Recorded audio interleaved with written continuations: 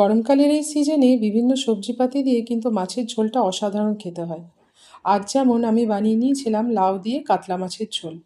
তাই ভাবলাম রেসিপিটা একবার আপনাদের সাথে একটু শেয়ার করে নিই। তো আজ বাজার থেকে একদম কচি একটা লাউ পেয়েছিলাম। লাউটাকে ভালো করে ধুয়ে তার খোসাটাকে ছাড়িয়ে নিয়ে একটু বড় বড় সাইজ করে কেটে নিয়েছি। আর তার সাথে নিয়ে নিয়েছিলাম একটা মাঝারি সাইজের আলু। আলুটাকেও একটু বড় বড় করে কেটে ওই একই সাথে বাটিতে রেখে দিয়েছি। এবারে এই রান্নাটার জন্য একটা মশলা রেডি করে নিচ্ছি। তার জন্য 2 কুচি আদা, বেশ খানিকটা রসুন, কয়েকটা কাঁচা লঙ্কা আর একটা গোটা পেঁয়াজকে ভালোভাবে পিষে নিলাম। এবার এইদিকে মাছগুলোর গায়ে নুন হলুদ মাখিয়ে নিচ্ছি। তারপর গ্যাসটাকে চালিয়ে তারপরে কড়াইটা বসিয়ে দিয়েছি। আর দিয়ে দিলাম বেশ খানিকটা সর্ষের তেল। সর্ষের তেলটা গরম হয়ে আসলে মাছগুলোকে উল্টে পাল্টে ভেজে নেব। ভাজা হয়ে গেলে ওই একই তেলের মধ্যে আমি 5 ফোড়ন আর শুকনো লঙ্কা দিয়ে যে লাউ আর আলুটা কেটে রেখেছিলাম সেটাকে দিয়ে দেবো।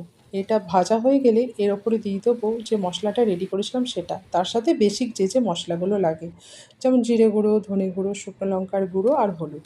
ভালোভাবে কষিয়ে নিয়ে ওপর থেকে গরম জল ঢেলে দিলাম। আর তার ওপর আমি দেবো নুন। নুনটা যে যা নিজের নিজের স্বাদ অনুযায়ী দেবেন। আর ঢাকা দিয়ে ঝোলটাকে ফুটতে দেবো।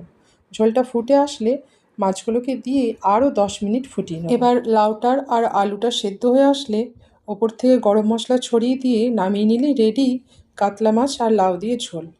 ভিডিওটা কেমন লেগেছে অবশ্যই জানাবেন। ভালো লাগলে একটা লাইক করে দেবেন। টাটা।